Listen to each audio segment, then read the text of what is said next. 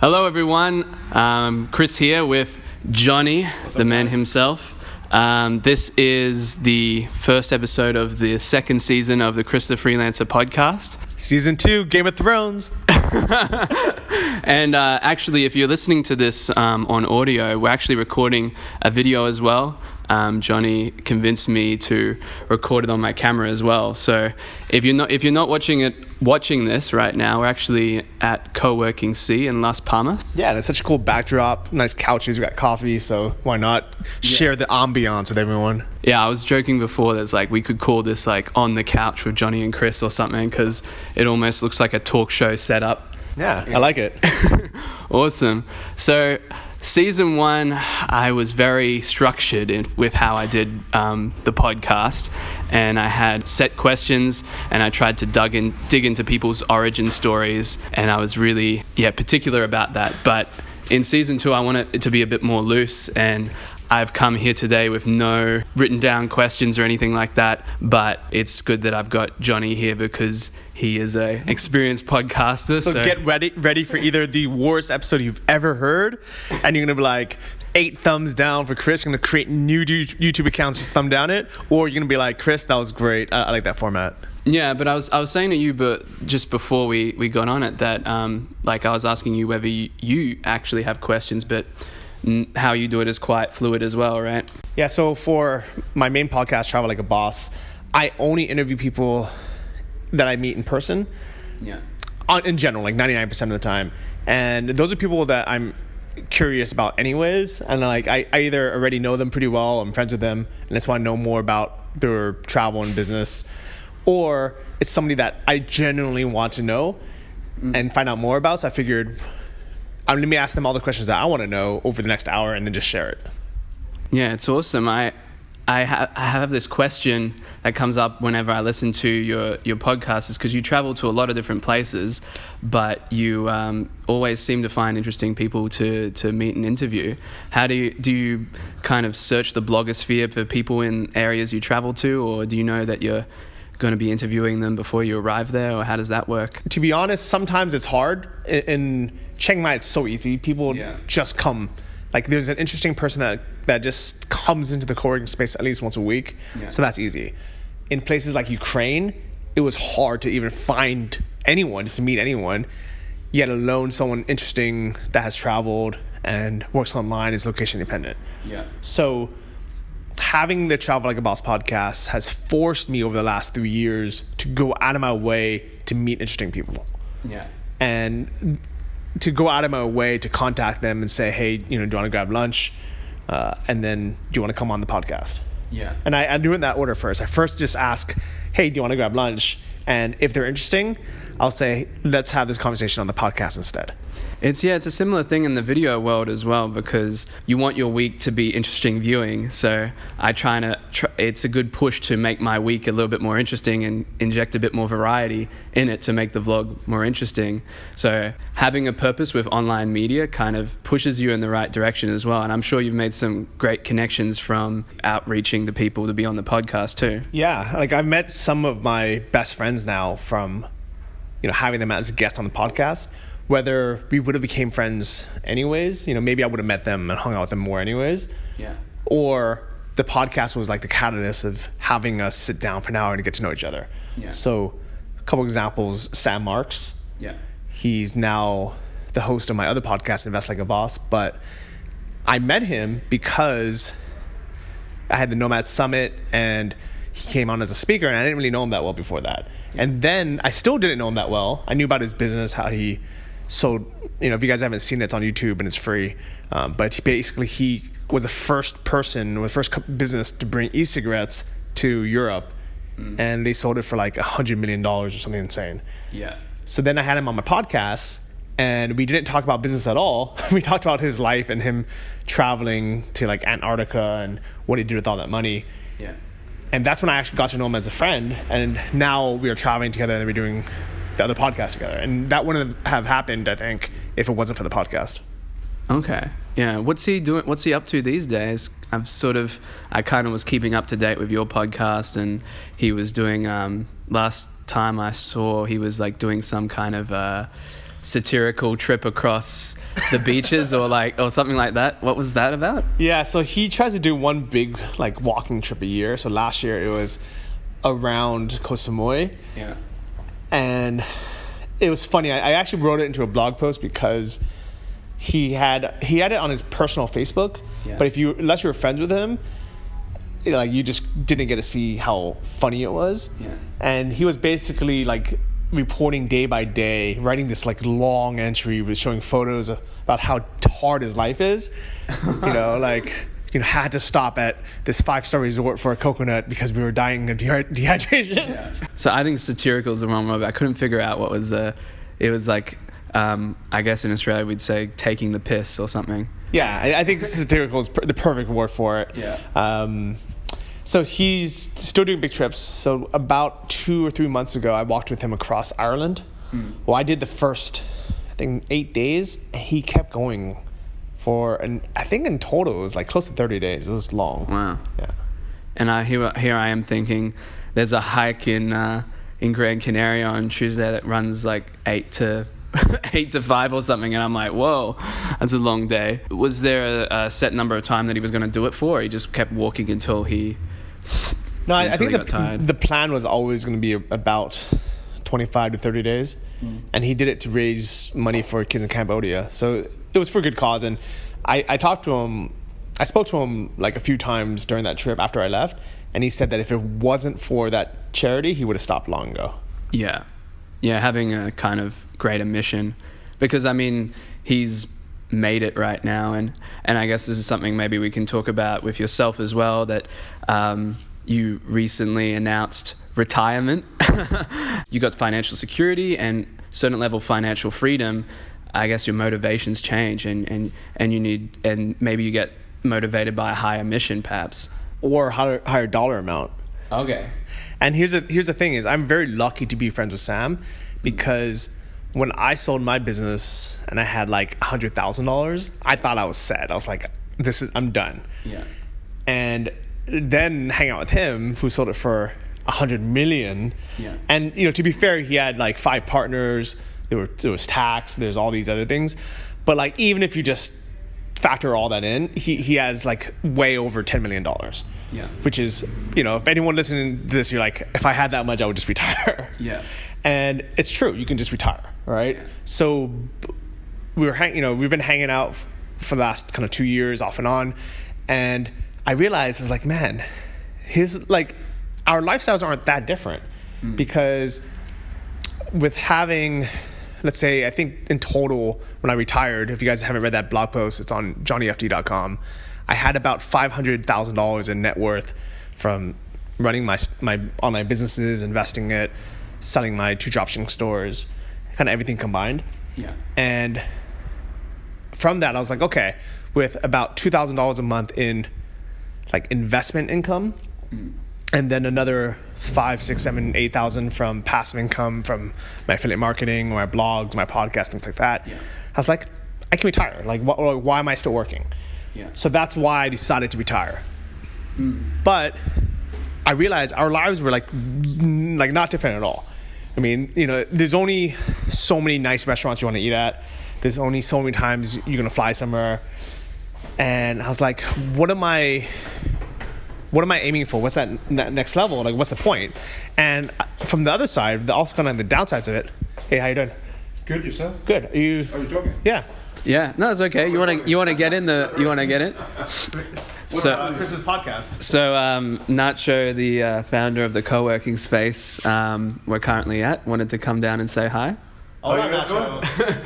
Good to see you guys around. I'm sure we'll talk more later. Oh, there's the camera. Yeah. Okay. See ya. I'd probably cut that out, but I don't know if it's probably going to make it into the video. Yeah, why not? I think it's actually fun. Like, people can see what it's like being real. at a co-working space. People coming in and out. You're always making new friends. So I like it. But anyways, what you were saying.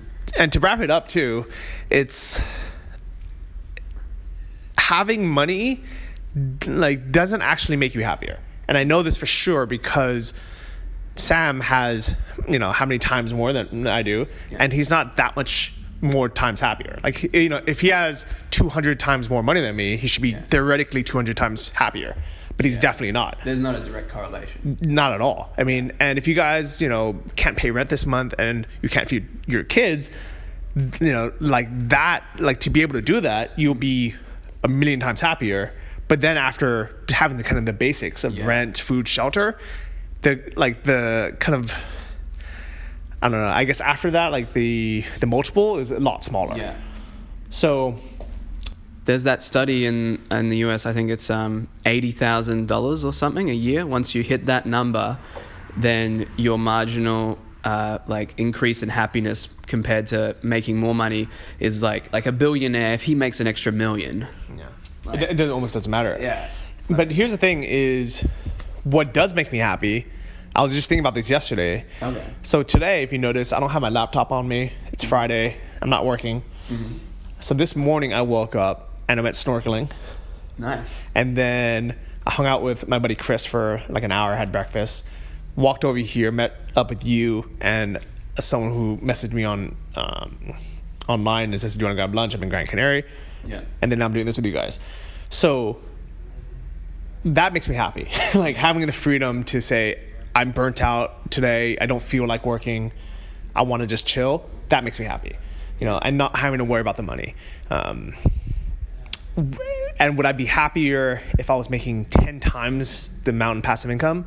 I don't think so. I think by having the freedom to take a day off, of work whenever I feel like, and having a 3-day weekend every weekend if I wanted to, that makes me happy. Yeah. And I remember asking you when you posted this article, I guess it's like good blogging headlines as well, like I'm retiring. And then I was just like, wait, so, content for Johnny FD is going to finish, there's no Travel Like a Boss podcast.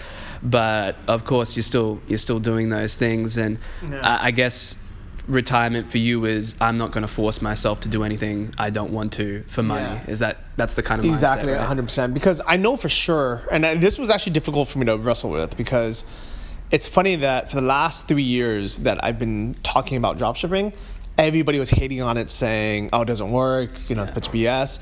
And then as soon as I sold my stores, and then I think just this year, 2017, everybody's doing it. And there were like hundreds of people talking about it now. And there's like thousands of people who are posting screenshots of making sales and successful. So if I wanted to start another store and case study it, I would actually make a lot of money. And I thought about it. Like I've been struggling with if I should do it or not, because the most I was making when I was kind of in total, including running the store, but my affiliate income, my YouTube income, all, everything kind of combined, was when I was actively building stores and case studying it and kind of showing people the back end. Yeah. Because people want to see you kind of going through it. They want to see that you're actively doing it. So I know for sure that if I started another store from zero and documented the whole thing and then showed, okay, like here's, today I made my first sale, and then, I'm doing 1,000 a month now, 10,000 a month, whatever. And I did it as another case study, my income will go a lot higher. Yeah. But I've been through that like 3 times now, and I'm so tired of building stores from scratch, because every time it gets a little bit easier, but it's still just as much work. Yeah. You still spend the same amount of hours uploading products and writing descriptions and working out your marketing. Mm-hmm. And I'm like, I don't want to do it anymore because it's not fun for me. Yeah, it's a means to an end, right? Yeah. Yeah. And I guess you enjoy the blogging a lot more. Yeah, and I love blogging. Like I've been blogging now for 10 years, and I never got paid for it until a few years ago. Yeah. So I've always liked doing it. So that's why I know for sure, even when I am fully retired and I don't want to ever work again, and if it wasn't for the money, I would still blog, because I was doing it for 8 years before I ever got paid for it. Nice. And I guess podcasting is the same thing. You be doing that. I guess everything you do now is you be doing it regardless, right? Exactly. And it's nice the fact that I can also get paid to do it, and not get paid, but bring in traffic, bring in more passive income by having more viewers, more followers, or kind of like the content spreading. But here's the thing is, if you notice, I write less blog posts now, and I write on things that I like writing about. Yeah. So like I think for a month I went on this tangent about buying houses, like should I buy a house or not? And I made like 4 or 5 videos. I wrote a crazy long blog post, knowing that my audience, the location independent digital nomad audience, they're not gonna buy a house. Yeah. And I'm not gonna get any money if they buy a house or not, because I'm not a real estate agent or anything. But I really wanted to tackle this for myself. And one of the ways that I dissect information is I like do all the research, and then I create like a slideshow. I talk about it. I teach the basics to someone else, and then I get feedback through the comments, and then I make the next video, and that's how it clarifies for me. Okay. So throughout that process, which took me like 2 months, I wrote one blog post about real estate, which I haven't tracked it, but I almost guarantee you it's not made me any money compared to like if I wrote a blog post about something else. Yeah. But I just like doing it.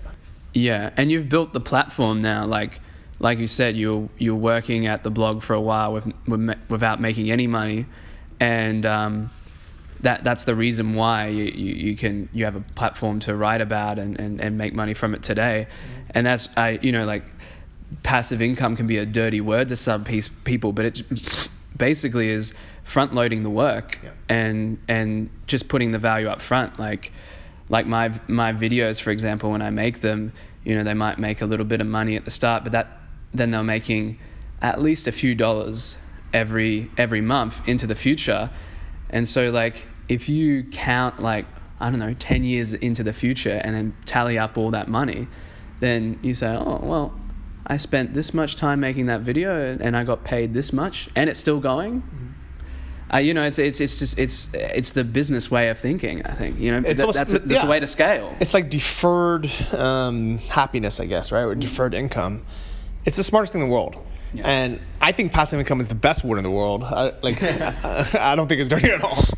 So speaking of what you're up to right now, I didn't know you were doing it, but I saw the launch, and you've redone Earnest Affiliate under a new name. Income Boss, right? I called it Big Boss before. You want to tell us about why you made a second version of Earnest Affiliate and what's in Income Boss? Yeah, so from day one, I had a really hard time finding a domain name for my course. And when I came up with Earnest Affiliate, I was like, this is perfect. This is exactly what I want to promote. I want people to become honest, earnest, ethical affiliates and promote products they really believe in. Yeah. Unfortunately, nobody can spell earnest or affiliate. Oh, really? And try it. Like, just think in your head, how do you spell earnest affiliate? Yeah. And I would guarantee 8 out of 10 people will do it wrong. Okay. And I know this because even today, I still spell it wrong. And I always have to, when I give out my email address, I have to, double check that it's right. Okay. So for the last 2 years now, or 3 years that it's been out, I've been wanting a different name. And I just every time I think of a name, I check on Namecheap if it's available, and it's always taken. Yeah. And I never wanted to buy a domain name because I just feel I hate people who squat on domains, like these domainers. Yeah. And I just I feel like I'm it's a bit sharky. Yeah, and I'm feeding their greed by if I pay more than $20 for a domain name. Yeah. So I just refuse to do it. And it's been kind of holding me back from really promoting Earnest Affiliate because of kind of a couple things. One is I wanted to update the videos just because I filmed it 3 years ago when I was making $2,000 or $3,000 a month in affiliate income. Yeah. And at the time it was good, and I was really proud of that. And I knew a lot of people would, be happy making that amount.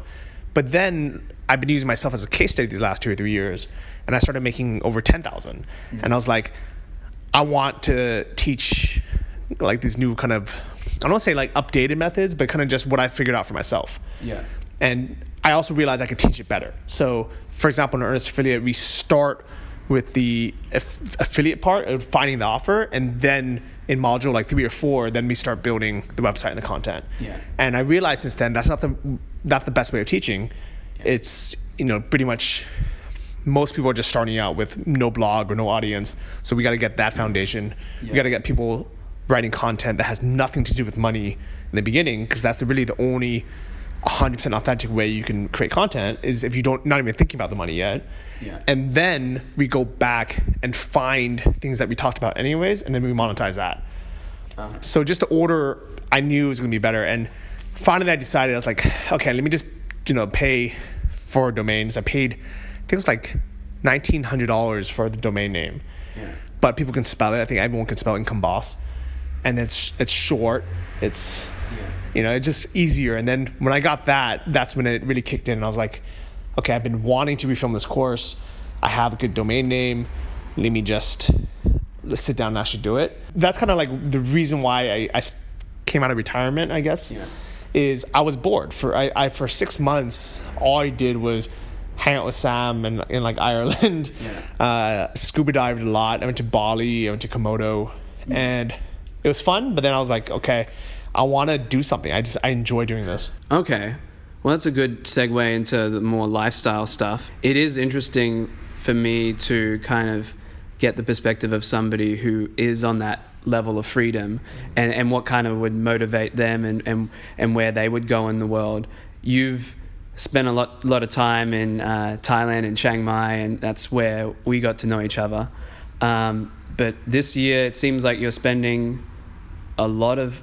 Is this the most amount of time you spent out of Chiang Mai in 1 year? It was crazy. I was thinking about it. I was like, when was I last in Chiang Mai? Yeah. And I think it was last January. I think I left in February or something. Okay. So it's been almost a year, which is crazy. I think I'll be out because I don't plan on going back until after Christmas. Okay. So I think I'll be away for 11 months, which is the longest I've been away from Thailand since 2007.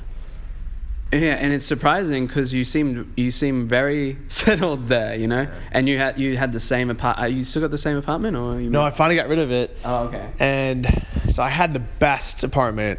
It was like 2 blocks from the co-working space, 2 blocks from the gym, and because I had moved in when they first opened, I had such a good deal. I was paying 12,000 baht, which is about $400 or a little bit less actually, maybe $350 US, and had a pool, had a gym, had a sauna. Yeah. It was a 1-bedroom apartment, so I had like a separate living room and a kitchen.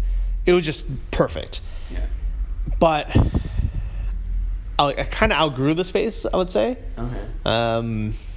And I started like collecting stuff, you know, like, you know how when you settled in somewhere, you start buying things. Yeah. Like I had, a bunch of stuff in my kitchen that was like taking up all the space on the countertops. I had too much clothes. I had like camping gear, and I realized it was holding me back again. It was kind of like when you first become nomadic and you have all the stuff that you feel like you can't throw away because you might need it or you spend all this money on it, but then you really want to just be light and travel and keep your apartment empty. And I didn't do it because of all that stuff. So I just kept going back, and I kept, going back to this apartment. Yeah. So you don't have an apartment now? You don't have a dwelling? Nothing. I've been homeless now for 6 months. How does that feel? Because Denise and I are at the stage now, like we left Chiang Mai April, and we're like true nomads now, because beforehand we kind of just kept coming back to Chiang Mai, and then last year we spent 6 months of the year in Chiang Mai. And this year it's like we spent 3 months at the start, and then the 8 months of travel. So we feel like proper nomads now. And what we're craving is like, oh, it'd be good to come back to a place, like have a base that's nearby. And now like home, like where we're from in Australia, seems more like that now. Do you find that you're craving the base, or it hasn't been long enough, or? No, 100%.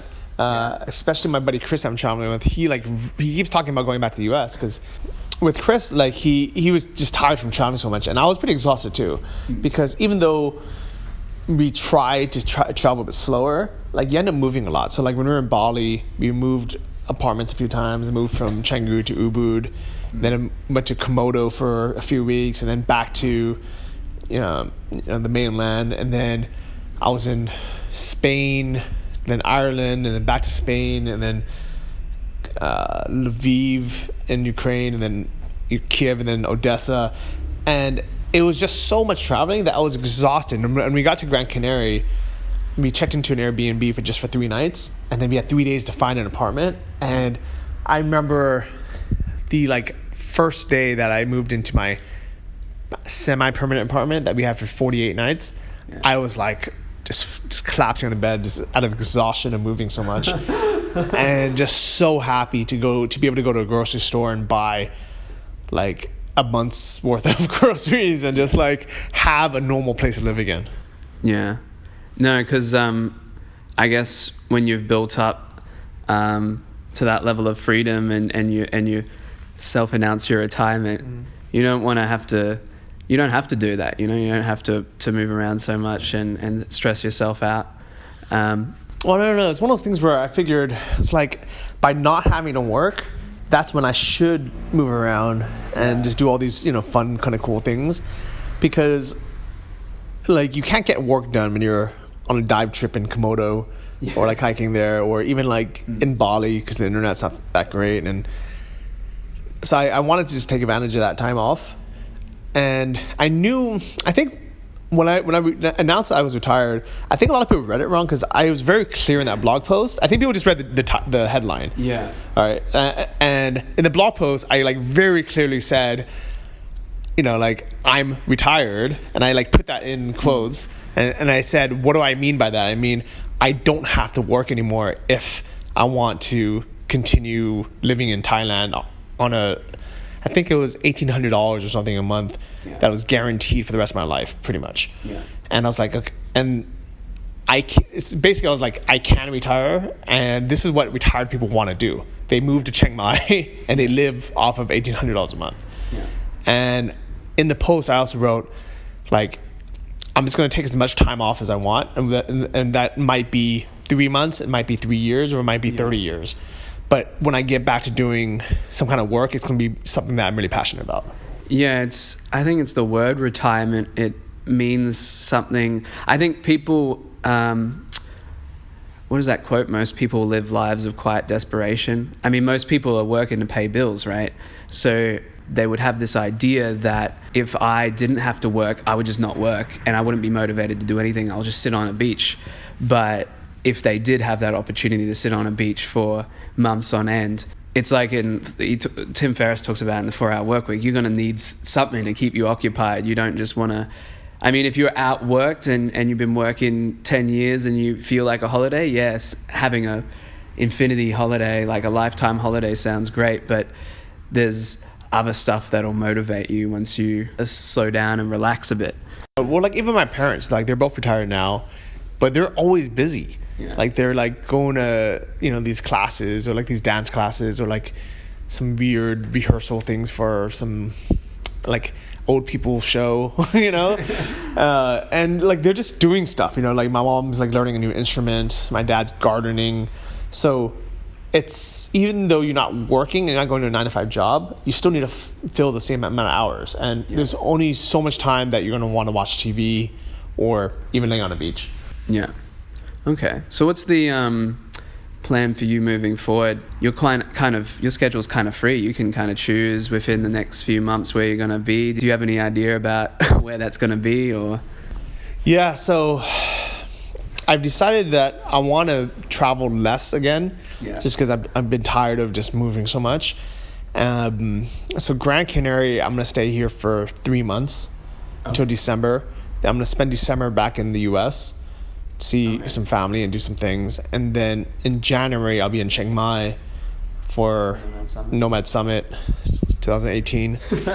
And after that, I don't know. Then it's free. I mean, I could technically go anywhere in the world, but I've decided I don't want to move so much anymore. So what I'm going to do instead is, after Nomad Summit, I'm going to find a place that I want to stay for 6 months or even a year. Okay. Outside of Chiang Mai, you're thinking? Or? Yeah, I mean, so I like Chiang Mai a lot. Yeah. And I still recommend it as the best place to go when you're first starting out and you want to get just, immersed in the nomad scene. But there's 2 reasons why I'm going to move after Nomad Summit. And one is mainly the weather, birding season. Oh, yeah. So I kind of have to leave anyways. And if you guys don't know what birding season is, every March, April in Chiang Mai, they burn all the crops. And there's tons of pollution, tons of smoke. It's not good for your health. Yeah. So you always leave. Smart people leave. I've been there for birding season the last 3 years. It's crazy. It's just my timing. My timing's off. Yeah. So I just try to plan it so I'm not there for that time. Yeah. So there's that. And also I think, I've been in Chiang Mai for 4 years and I love it. And it's that place I know I can always go back to because it's comfortable, it's cheap, the weather is good. So it's like almost, I don't want to call it a backup plan, because it's not. It was my first choice, and I think it should be most people's first choices when they first start out. But then there's places like Gran Canaria that I never even knew about, that so far I love it. Yeah, I love it here as well. In fact, this is my favorite destination so far outside of Asia. And it's because it's hard to find the mix of everything that I love about Asia, like the good all year. That's the toughest thing about Europe, is like all year round good weather. Like, where are you going to find that? Maybe south of Spain or something. But here we're like, well, not in mainland Europe, but this is part of Spain. So it's like all the amenities, all the infrastructure of Spain or Europe. Yeah, there's like the Decathlon, there's like Kia. Yeah. But we're in an island that's like great weather all year round. We're in this city called Las Palmas that's at the top of the island, and we can walk everywhere. After I finish here at Co-working C, I'll be walking home. I walk to the other co-working space today to meet a friend, and walk to lunch, walk to the gym. Yeah, it's a very walkable city. Yeah. And it has a gorgeous beach. The water is clean. It's not like Bali where the water is polluted and there's like garbage everywhere. Here the water is like clean. Like when you're snorkeling, you accidentally drink some water, instead of feeling like you just drank raw sewage, it feels like you just drank like crisp, salty water, and you're like, oh, I'm not gonna drink more of it, but it wasn't that bad. Yeah. No, I remember I got the sense that the inconveniences of Bali got to you. Yeah. So like everywhere I go, I weigh like the pros and cons, and I almost call it like the awesomeness to the crappiness factor. Yeah. And places like Chiang Mai, the reason why I like it so much is not that it's the most beautiful place in the world. Yeah. It's beautiful enough where like there's nice mountains and scenery, but there's no beach, there's no like wow factor, right? Yeah, absolutely. So there's a lot of good things, so the amazingness factor is like, it's pretty high, but it's not like wow, right? Yeah.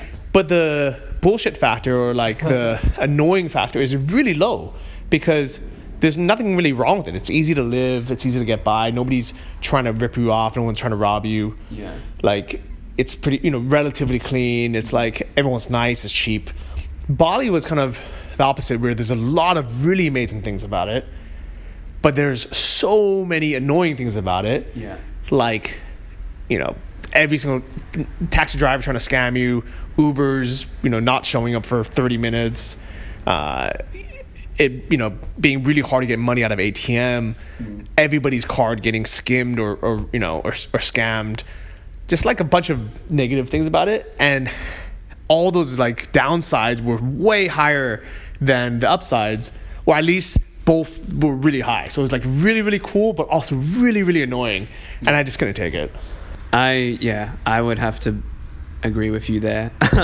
I actually got caught on a video saying that Chiang Mai was boring. Actually, I've mentioned this in another interview as well. It's like, because I kind of regret saying that now, but it's not like this amazing, super exciting, place and filled with all these crazy activities. Although you can go into the mountains, you can ride a scooter and all that stuff. That's just really cool. But it's just a great place to live because everything is so convenient. And I think if it was more touristy and there was all these things that like people came to see, like transient tourist people, it would kind of ruin it a little bit. Yeah, it would. Yeah. Yeah. I mean, like, think of it as Chiang Mai is like your hot boyfriend or girlfriend that is like just like normal, they're like a good person, they're like, they're stable, everything's good about them, they're great. Yeah. While your Bali boyfriend or girlfriend is hot as crap, but they're like a psychopath and they're like a manic depressive, and they're like just all over the place. Yeah. I think of it as that. Yeah, and that's what makes Bali a good place to for tourism, to go and have a trip and experience that craziness. But for me, part of what I'm trying to do is, like, people ask me as well, like, why are you traveling so much? And what I'm trying to do is kind of discover I think you're trying to do this too, is trying to find like, well, is there, some people say the Chiang Mai of Europe, or try and find similar conditions overseas and see if what else is out there, and not just because like Chiang Mai is really good, but you know, it's like there's like that. I don't want to say grass is greener on the other side, but like what else is out there in the world, and could there be somewhere with the same attributes? But so far I haven't found. Plan, you know? Yeah, even the backup plan. Yeah, but so far Chiang Mai, I don't. There's nothing that can compare to it to me, and it's hard to as well, because it's just a lot of conditions are out of control, like the weather, like some regions in Europe, no matter what they do, they're not going to have sunny weather all year round. Yeah, so the only reason why Gran Canaria has good weather all year is if you look at a map, we're actually in Africa. Yeah, we're off the coast of Africa.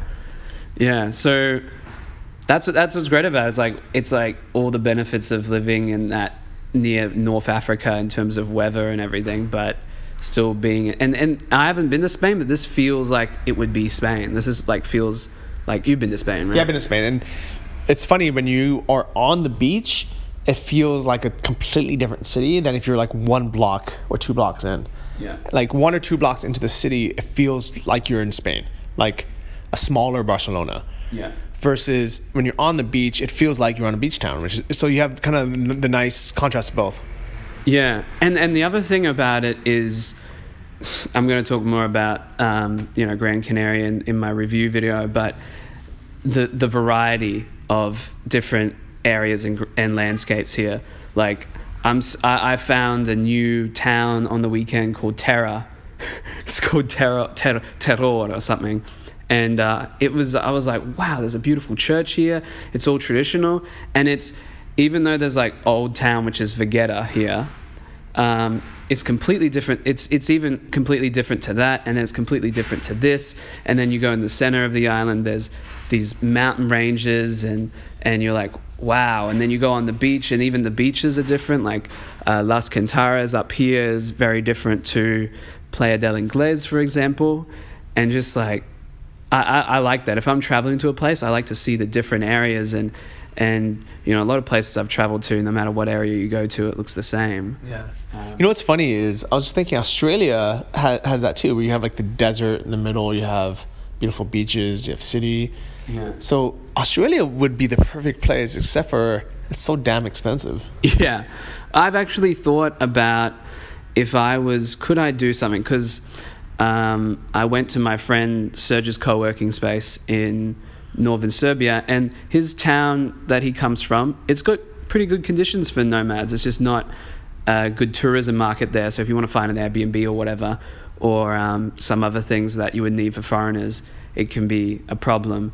But it's like good conditions, but also that he's passionate about his town, and he's bringing people, he has a mission to bring people to that town. And I thought, it sort of inspired me. I'm like, could I convince people, like, could I set something up in Brisbane or Gold Coast, where I'm from, and convince people to come to Australia? And there's just 2 big problems, and that's like, one is like, people see it as far away, which it is, but the bigger problem is like, it's far away and it's isolated. Like, it's not a thoroughfare to anything.